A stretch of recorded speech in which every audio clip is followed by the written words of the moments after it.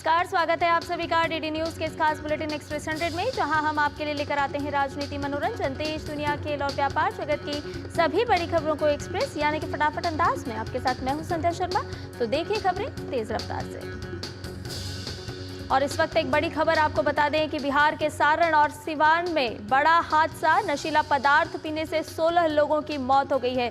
बिहार से ये खबर आ रही है, सारण और सिवान में बड़ा हादसा हो गया है। नशीला पदार्थ पीने से 16 लोगों के मौत की खबर है। आंकड़ा बड़ा है, 16 लोगों की मौत है। और बिहार से खबर आ रही है जिसमें 49 लोगों की हालत गंभीर बताई जा रही है। सिवान और सारण में नशीला पदार्थ पीने से 16 लोगों की मौत हो गई है। और साथ ही साथ आपको बता दें कि कई लोगों की आंखों की रोशनी भी चली गई है। और ये खबर आ रही है बिहार से, जहां गांव में लगे हाट में लोगों ने कोई जहरीला पदार्थ पिया था, जिसकी वजह से ये हादसे के शिकार हो गए।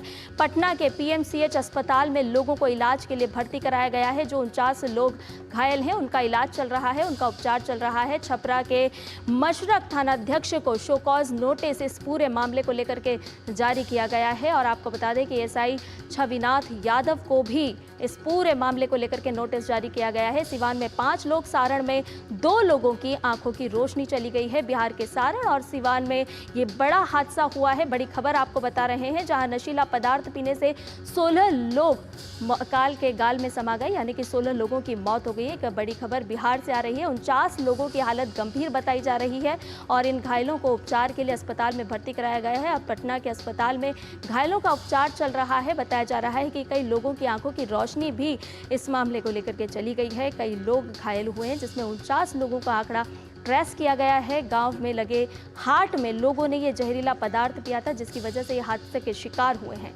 आपको बता दें, ये बड़ी खबर पटना से आ रही है। पीएमसीएच अस्पताल में लोगों का इलाज फिलहाल जारी है और इसको लेकर के थानाध्यक्ष को शोकॉज नोटिस भी जारी किया गया है। छपरा के मशरक थानाध्यक्ष को शोकॉज नोटिस इस पूरे मामले को लेकर के जारी किया गया है। वहीं एसआई छविनाथ यादव को भी नोटिस जारी किया गया है। बिहार के सिवान से ये खबर आ रही है, मृतकों में एक महिला भी शामिल है और 49 लोगों की हालत गंभीर बताई जा रही है। तो नशीला पदार्थ पीने से 16 लोगों की मौत हो गई है। सिवान से ये खबर, सिवान और सारण में ये नशीला पदार्थ पीने से 16 लोगों की मौत, जिसमें 49 लोग गंभीर बताए जा रहे हैं, जिनका उपचार चल रहा है। और ये तस्वीरें हम आपको दिखा रहे हैं, जहां परिजन रोते बिलखते भी दिख रहे हैं।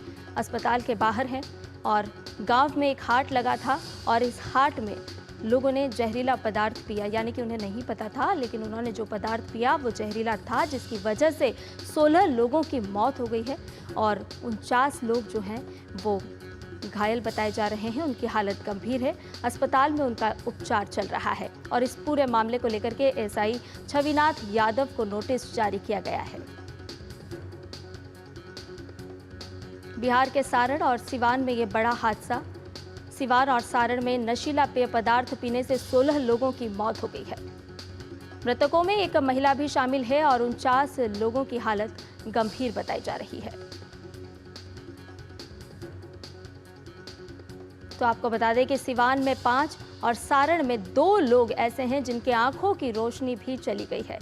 कई लोगों के आंखों की रोशनी जाने की बात भी सामने आ रही है और ये लोग ऐसे हैं जिनमें 49 लोग ऐसे हैं जिनकी हालत गंभीर बताई जा रही है। मृतकों में एक महिला भी शामिल है। पटना के पीएमसीएच अस्पताल में इनका उपचार चल रहा है। और इस पूरी खबर पर ज्यादा जानकारी के साथ बात कर लेते हैं हमारे संवाददाता मधुरेश से। मधुरेश, किस तरह का ये पूरा मामला है? आंकड़ा छोटा नहीं है, 16 लोगों की मौत हो चुकी है और 49 लोग ऐसे हैं जिनका उपचार चल रहा है, घायल हैं, अस्पताल में भर्ती हैं।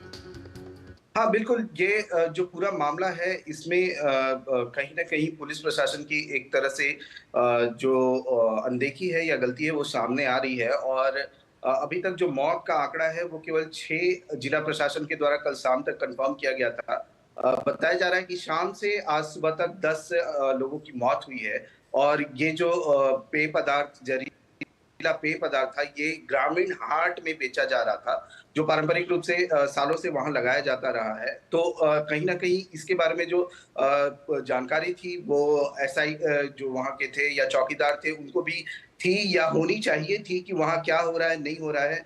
तो जो इसको लेकर के जो नाराजगी है वो आम लोगों में भी साफ देखने को मिल रही है।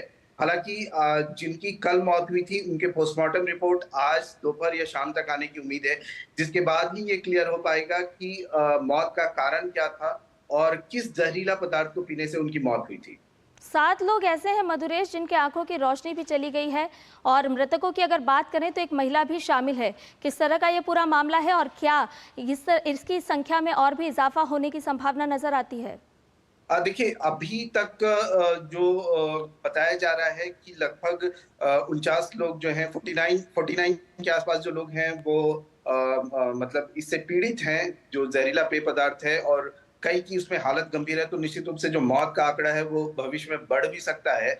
और जो आंखों की रोशनी जाने वाली बात है वो उसमें अभी तक 6 से 7 लोगों की आंखों की रोशनी जाने की बात कही जा रही है और प्रारंभिक रूप से उनका जो इलाज है वो सिवान के सदर अस्पताल में अभी किया जा रहा है। और अब जो गंभीर रूप से जो पीड़ित थे उनको स्पेशल एम्बुलेंस के जरिए सिवान से पटना भेजा गया है। मधुरेश, इन घायलों की अगर बात करें तो किस तरह से इनका उपचार जारी है और इनकी हालत की अगर बात करें तो क्या ये जो 49 लोग अस्पताल में भर्ती हैं जिनका उपचार चल रहा है, इनमें कोई लोग गंभीर घायल या गंभीर अवस्था में भी हैं? डॉक्टर्स की तरफ से क्या कुछ कहा जा रहा है? जी, निश्चित रूप से देखिए जो जहाँ ये घटना हुई है, वहाँ से जो नियरेस्ट जो सरकारी अस्पताल था वो भगवानपुर का था। तो लगभग 16 से 17 लोगों को भगवानपुर के अस्पताल में भर्ती कराया गया है। इसके अलावा जो मैक्सिमम लोग हैं वो सिवान के सदर अस्पताल में भर्ती हैं और इसके अलावा जो 10 लोग जिनके बारे में कहा जा रहा है कि वो गंभीर रूप से पीड़ित थे जहरीला पेय पदार्थ लेने के बाद, तो उनको पटना के पीएमसीएच अस्पताल में स्पेशल एम्बुलेंस से एस्कॉर्ट करके भेजा गया है, जहां पर उनका इलाज चल रहा है। इसके अलावा कुछ अन्य लोग भी हैं जो कि इस जी मामले में पीड़ित हैं, जिनको जी प्राइवेट अस्पताल में भेजा गया है बेहतर इलाज के लिए। जी, बहुत शुक्रिया मधुरेश, तमाम जानकारी हमसे साझा करने के लिए। आप लगातार इस खबर पर नजर बनाए रखिए और आइए अब रुक करते हैं एक्सप्रेस 100 का।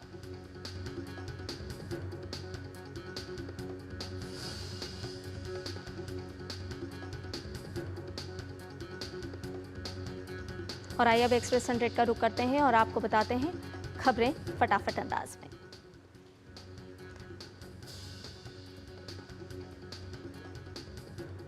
कनाडा के प्रधानमंत्री जस्टिन ट्रूडो की जांच आयोग के समक्ष गवाही पर विदेश मंत्रालय ने कहा है कि हमने जो सुना है वो हमारे लगातार रुख की पुष्टि करता है।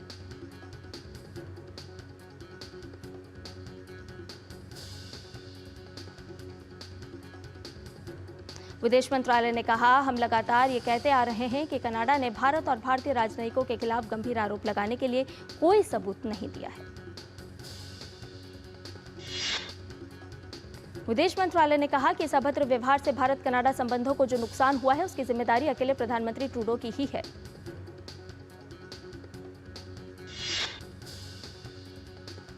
विदेश मंत्रालय ने कहा, ट्रूडो ने स्वीकार किया कि पिछले साल खालिस्तानी अलगाववादी हरदीप सिंह निज्जर की हत्या में भारतीय सरकारी एजेंटों की संलिप्तता का आरोप लगाते समय उनके पास केवल खुफिया जानकारी थी और कोई ठोस सबूत नहीं था।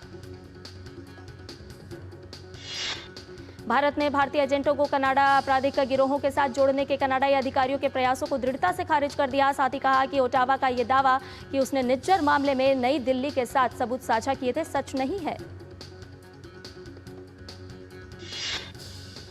इसके अलावा नई दिल्ली में ट्रूडो के पिछले आरोपों को भी खारिज कर दिया है, जिसमें उन्होंने कहा था कि भारत उनके देश में कनाडाई नागरिकों को निशाना बनाने वाले गुप्त अभियानों को अंजाम देने सहित अन्य गतिविधियों में शामिल था। भारत ने इससे पहले सोमवार को 6 कनाडाई राजनयिकों को निष्कासित कर दिया था और निज्जर की हत्या की जांच से दूध को जोड़ने के ओटावा के आरोपों को खारिज करने के बाद कनाडा से अपने उच्चायुक्त को वापस बुलाने की भी घोषणा की थी। राष्ट्रपति द्रौपदी मुर्मू इस समय 7 दिवसीय अफ्रीका दौरे पर हैं। इस दौरान राष्ट्रपति 3 अफ्रीकी देशों का दौरा करेंगी। इसी क्रम में राष्ट्रपति 19 अक्टूबर तक मलावी की राजकीय यात्रा पर रहेंगी। अपनी यात्रा के दौरान राष्ट्रपति सीआईआई द्वारा आयोजित व्यावसायिक कार्यक्रम में शामिल होंगे। साथ ही वे बिंगो अंतर्राष्ट्रीय सम्मेलन केंद्र में आयोजित एक सामुदायिक केंद्र में कार्यक्रम में हिस्सा लेंगे। इससे पहले राष्ट्रपति की मॉरिटानिया यात्रा के दौरान भारत और मॉरिटानिया के बीच 4 समझौता ज्ञापनों पर हस्ताक्षर किए गए। दोनों देशों ने संस्कृति, विदेश कार्यालय संस्थानों, विदेश कार्यालय परामर्श, राजनयिक और आधिकारिक पासपोर्ट धारकों के लिए वीजा छूट समेत 4 समझौता ज्ञापनों पर हस्ताक्षर किए। अंतर्राष्ट्रीय शांति और सुरक्षा को मजबूत करने के लिए साझा हितों के विभिन्न क्षेत्रों में द्विपक्षीय संबंधों को बढ़ावा देने के लिए भारतीय विदेश मंत्रालय और मॉरिटानिया विदेश मंत्रालय के बीच समझौते पर हस्ताक्षर किए गए हैं। राजनयिकों के प्रशिक्षण सहित लाभकारी क्षेत्रों में सहयोग की सुविधा के लिए भारतीय विदेश मंत्रालय के तहत Sushma Swaraj institute of foreign service और मॉरिटानिया विदेश मंत्रालय के डिप्लोमेटिक अकादमी के बीच समझौता ज्ञापन पर हस्ताक्षर किया गया। वहीं राजनयिक, आधिकारिक और सेवा पासपोर्ट धारकों के लिए वीजा आवश्यकताओं में छूट के अलावा दोनों देशों के बीच कला और सांस्कृतिक आदान प्रदान को बढ़ावा देने के लिए समझौते पर हस्ताक्षर किए गए। आज अंतर्राष्ट्रीय अभिधम्म दिवस है। प्रधानमंत्री नरेंद्र मोदी इस अवसर पर नई दिल्ली के विज्ञान भवन में आयोजित एक विशेष कार्यक्रम में हिस्सा लेंगे। इस विशेष कार्यक्रम के दौरान पाली को शास्त्रीय भाषा के रूप में मान्यता भी दी जाएगी। आपको बता दें कि अंतर्राष्ट्रीय अभिधम्म दिवस पाली को शास्त्रीय भाषा के रूप में मान्यता देने के साथ साथ बौद्ध धर्म की समृद्ध विरासत को संरक्षित करने और बढ़ावा देने के भारत के प्रयासों में एक महत्वपूर्ण कदम है। पाली को शास्त्रीय दर्जा देकर भारत इसके ऐतिहासिक महत्व को स्वीकार करता है और यह सुनिश्चित करता है कि बौद्ध धर्म ग्रंथों का गहन ज्ञान भविष्य की पीढ़ियों को प्रेरित करता रहे। हरियाणा की नायब सरकार आज पंचकुला में शपथ लेगी। प्रधानमंत्री नरेंद्र मोदी समेत भाजपा और एनडीए शासित राज्यों के मुख्यमंत्री और उप मुख्यमंत्री शपथ ग्रहण समारोह में शामिल होंगे। शपथ ग्रहण समारोह में नायब सिंह सैनी आज दूसरी बार मुख्यमंत्री पद की शपथ लेंगे। विधानसभा चुनाव में जनता का जनादेश लेकर लौटे सैनी के साथ उनके मंत्रिमंडल के कुछ नए चेहरे भी शामिल होंगे। मनोहर लाल के उत्तराधिकारी बने नायब सिंह सैनी की अगुवाई में भाजपा ने चुनाव में बेहतरीन प्रदर्शन करते हुए 48 सीटें जीती और राज्य में हैट्रिक लगाई। नायब सरकार शपथ लेते ही अपना पहला वादा पूरा करेगी और 24,000 युवाओं को नियुक्ति पत्र बांटेगी। नायब सिंह सैनी के शपथ ग्रहण समारोह के बाद प्रधानमंत्री नरेंद्र मोदी की अध्यक्षता में एनडीए के घटक दलों की बैठक चंडीगढ़ में होगी। इसमें एनडीए शासित राज्यों के मुख्यमंत्री और उप मुख्यमंत्री भी शामिल होंगे। दरअसल नायब सैनी के शपथ ग्रहण समारोह में एनडीए के सभी नेताओं को बुलाया गया है। पीएम मोदी एनडीए के नेताओं और प्रतिनिधियों की बैठक की अध्यक्षता करेंगे और सहयोगी दल के नेताओं को संबोधित भी करेंगे। हरियाणा में लगातार तीसरी जीत हासिल करने के बाद और महाराष्ट्र, झारखंड में विधानसभा चुनाव की घोषणा के बाद होने जा रही आज की एनडीए की ये बैठक काफी महत्वपूर्ण मानी जा रही है, क्योंकि दोनों राज्यों में भाजपा सहयोगी दलों के साथ चुनाव मैदान में होगी। जानकारी के मुताबिक बैठक में कई विषयों और मौजूदा राजनीतिक हालात पर चर्चा होगी। बता दें कि एनडीए के कई नेता बुधवार शाम को ही चंडीगढ़ पहुंच गए थे। बैठक में एनडीए के 31 घटक दलों के अध्यक्ष और प्रमुख नेता शामिल होंगे। इस सबके बीच खास बात यह है कि इससे पहले कल जम्मू कश्मीर में उमर अब्दुल्ला ने शपथ ग्रहण समारोह में इंडी गठबंधन के नेता एकजुटता का संदेश दे चुके हैं। यानी आगामी चुनाव में फिर से एक बार एनडीए और इंडी के जबरदस्त मुकाबला देखने को मिलेगा। महाराष्ट्र विधानसभा चुनाव के लिए उम्मीदवारों के नाम को अंतिम रूप देने के लिए भाजपा केंद्रीय चुनाव समिति की बैठक देर रात चली। जानकारी के मुताबिक चुनाव समिति ने उन सीटों पर विचार विमर्श किया जिन पर भाजपा विधानसभा चुनाव लड़ने की इच्छुक है। अब जल्द ही भाजपा महाराष्ट्र के लिए अपने उम्मीदवारों की पहली सूची जारी कर देगी। महाराष्ट्र में भाजपा शिवसेना शिंदे गुट और एनसीसी अजित पवार गुट का गठबंधन है। जल्द ही इन दलों के बीच सीट बंटवारे का ऐलान कर दिया जाएगा। भाजपा राज्य में 160 सीट के आसपास चुनाव लड़ सकती है। टिकट बंटवारे में सामाजिक समीकरणों का भी ध्यान रखा जाएगा। दिग्गज नेताओं के अलावा कुछ नए चेहरे भी मैदान में उतारे जा सकते हैं। आपको बता दें कि महाराष्ट्र में एक चरण में 20 नवंबर को मतदान होना है और मतगणना 23 नवंबर को होगी। झारखंड में होने वाले चुनाव को लेकर कांग्रेस की तैयारी भी तेज हो चुकी है। कांग्रेस ने झारखंड चुनाव के लिए बीके हरिप्रसाद, गौरव गोगोई और मोहन मरकाम को आईसीसी बैठक के समन्वयक के रूप में नियुक्त किया है। इससे पहले कांग्रेस ने 3 एआईसीसी वरिष्ठ पर्यवेक्षक तारिक अनवर, अधीर रंजन चौधरी और भट्टी विक्रमार्कमल्लू को नियुक्त किया था, जो वहां के नेताओं के साथ समन्वय बनाकर इंडी गठबंधन के जीत की रणनीति तैयारी करेंगे। उधर हरियाणा में कांग्रेस विधायक दल के नेता के चयन से पहले कलह बढ़ती दिख रही है। पूर्व सीएम भूपेंद्र सिंह हुड्डा ने कल अपने आवास पर विधायक दल की इमरजेंसी बैठक बुलाई थी, जिसमें 18 विधायक ही पहुंचे। अब हाईकमान ने शुक्रवार को चंडीगढ़ में कांग्रेस विधायक दल की बैठक बुलाई है। इससे पहले हुड्डा ने अपने समर्थक विधायकों को एकजुट करना शुरू कर दिया है। हरियाणा में कांग्रेस के अंदर नेता प्रतिपक्ष और प्रदेश कांग्रेस अध्यक्ष के पद को लेकर नया संग्राम छिड़ सकता है। सुप्रीम कोर्ट की संविधान पीठ आज नागरिकता कानून की धारा 6A की संवैधानिक वैधता पर फैसला सुनाएगी। सेक्शन 6A के मुताबिक जो बांग्लादेशी प्रवासी 1 जनवरी 1966 से 25 मार्च 1971 तक असम आए हैं, वो भारतीय नागरिक के तौर पर खुद को रजिस्टर करा सकते हैं। हालांकि 25 मार्च 1971 के बाद असम आने वाले विदेशी भारतीय नागरिकता के लिए लायक नहीं हैं। सुप्रीम कोर्ट में दायर याचिकाओं में कहा गया है कि 1966 के बाद से पूर्वी पाकिस्तान अब बांग्लादेश से अवैध शरणार्थियों के आने के चलते राज्य का जनसांख्यिकी संतुलन बिगड़ रहा है। राज्य के मूल निवासियों के राजनीतिक और सांस्कृतिक अधिकारों का हनन हो रहा है। सरकार ने नागरिकता कानून में 6A जोड़कर अवैध घुसपैठ को कानूनी मंजूरी दे दी। याचिकाओं में 6A को असंवैधानिक करार दिए जाने की मांग की गई है। इस्लामिक प्रचारक जाकिर नाइक की ओर से दायर याचिका पर सुप्रीम कोर्ट में सुनवाई अगले हफ्ते तक के लिए टल गई है। जाकिर नाइक द्वारा भगवान गणेश पर कथित आपत्तिजनक टिप्पणी के चलते कई राज्यों में FIR दर्ज कराई गई है। महर्षि वाल्मीकि जयंती के अवसर पर राष्ट्रपति द्रौपदी मुर्मू ने देशवासियों को शुभकामनाएं दी है। उन्होंने सोशल मीडिया प्लेटफॉर्म X पर लिखा, आदिकवि वाल्मीकि द्वारा रचित रामायण महाकाव्य ने मानव समाज को प्रभु श्री राम की अलौकिक कथा का उपहार दिया है।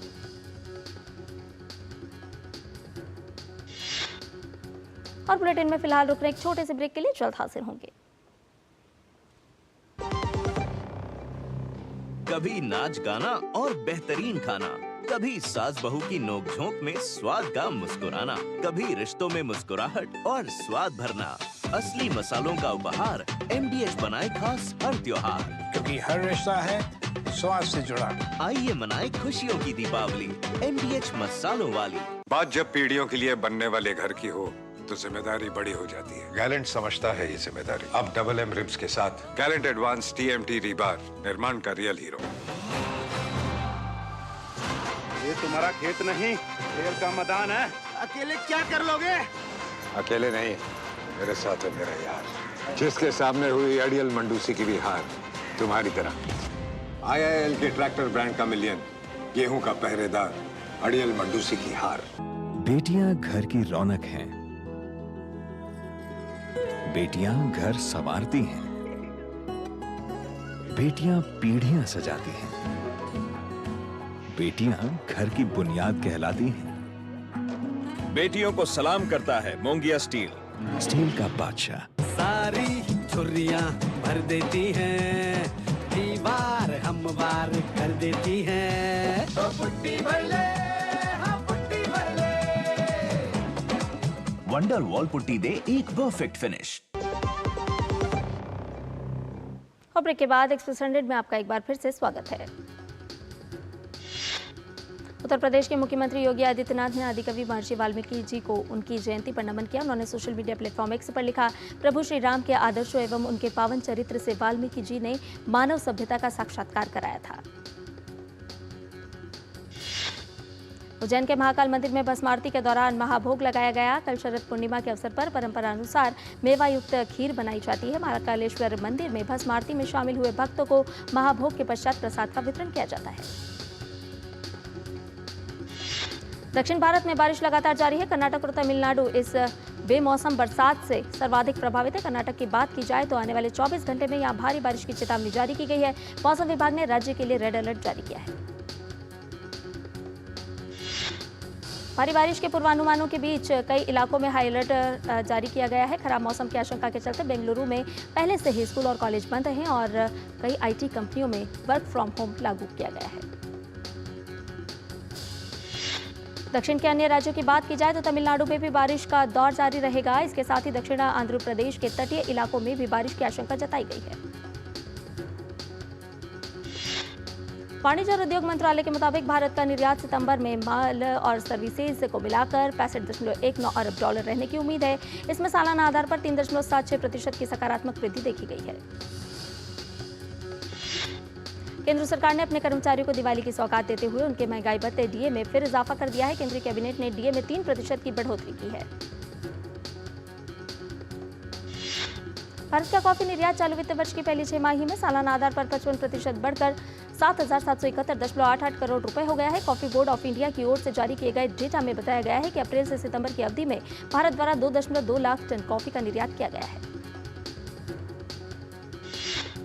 नीति आयोग आज से नई दिल्ली के मानेकशॉ सेंटर में दूसरा अंतर्राष्ट्रीय मेथनॉल सेमिनार और एक्सपो 2024 का आयोजन करेगा। इसका उद्देश्य मेथनॉल उत्पादन, अनुप्रयोग और तकनीकी विकास से संबंधित परियोजनाओं, उत्पादों और अनुसंधान एवं विकास में हुई प्रगति को सामने लाना है। ईटी फ्यूल्स के नाम से कारोबार करने वाली एसआर ऑयल ने नरेश नैयर को गैर कार्यकारी निदेशक के तौर पर एक बार फिर कंपनी के निदेशक मंडल में शामिल किया है।